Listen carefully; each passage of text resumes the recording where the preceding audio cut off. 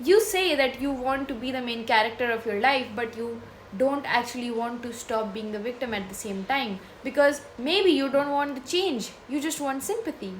Now, before I say anything, I want to make one thing very clear. If you do not have the capacity to look at life from a metaphysical, from a higher point of view, if you only want emotional validation, comfort, and someone to agree with your pain, then this video is not for you. I'm not saying this arrogantly, I'm just saying this honestly. However, if you're open to understanding how reality actually works at its core, then you're most welcome. Nobody cares about victims, not society, not God, not even the universe. And the faster you understand why, the faster your life will change.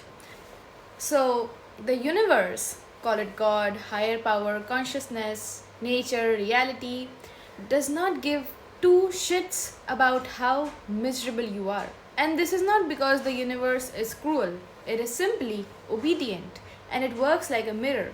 Whatever you are going to show in the mirror, it is going to simply reflect that back. Now, lock in with me to understand this, okay? In the book of Kabbalion, one of the fundamental laws of existence is the law of vibration. Everything vibrates: your thoughts, emotions, beliefs, your identity, right? And when you stay in a certain state for long enough, that becomes your dominant frequency, that becomes your identity. Now, belief works similarly to how water runs down a rock. One drop does nothing much. Even 100 drops don't look like much, but over a period of time, that water creates a groove in the stone. Your mind works in the same way. A single thought does not change your life, but emotionally charged thoughts that you repeat on a daily basis quietly shapes how you see yourself, how you act, and what you tolerate. So, the more you repeat, I am unlucky, life is unfair, this should not have happened to me, the more that belief solidifies into your identity, and reality simply mirrors that back. You're not just experiencing pain, you are broadcasting it. The universe does not respond to your story, it responds to your state of being. Now, let's talk about another law, right? Which is the law of non duality. Now, people think that being a victim or being a main character are two opposite things, but they are not. They are the same energy, just expressed at a different rate of vibration. Now, understand this from this example, right?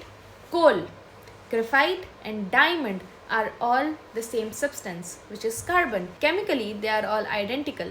What changes is the internal structure and energy conditions. Under one condition, the same carbon becomes coal. Under another, it becomes graphite, and under extreme pressure and energy, it becomes a diamond. Same element, but expressed at a different rate of vibration. Similarly, being a victim and being the main character of your life are not two separate things. They are the same energy, which means that if you have the capacity to suffer deeply, you also have the capacity to rise deeply.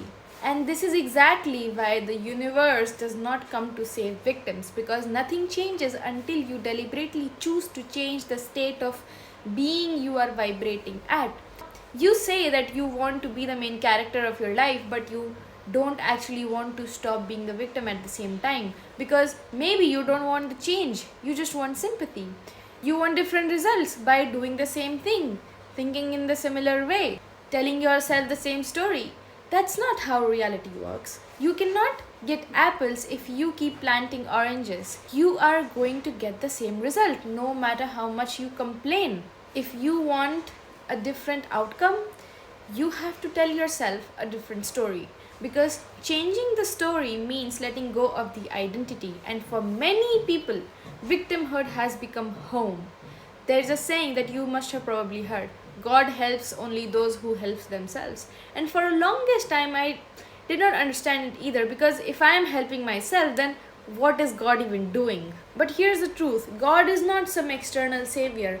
Across religions, God points to the same thing: your higher intelligence, your intuition, your inner guidance, and that guidance only becomes accessible to you when you stop seeing yourself as powerless.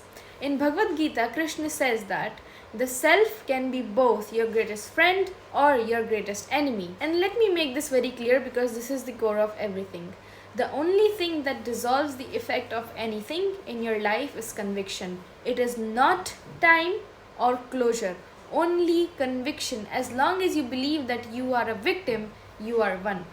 The shift from being a victim to a main character is not gentle, because your nervous system is addicted to the old identity. But the universe does not wait for you to feel ready, it waits for you to being aligned. In the Bible it is written that according to your faith be it unto you. Dhammapada says that the mind precedes all states. What you think, you become. Every tradition stripped up of nonsense points to the same thing.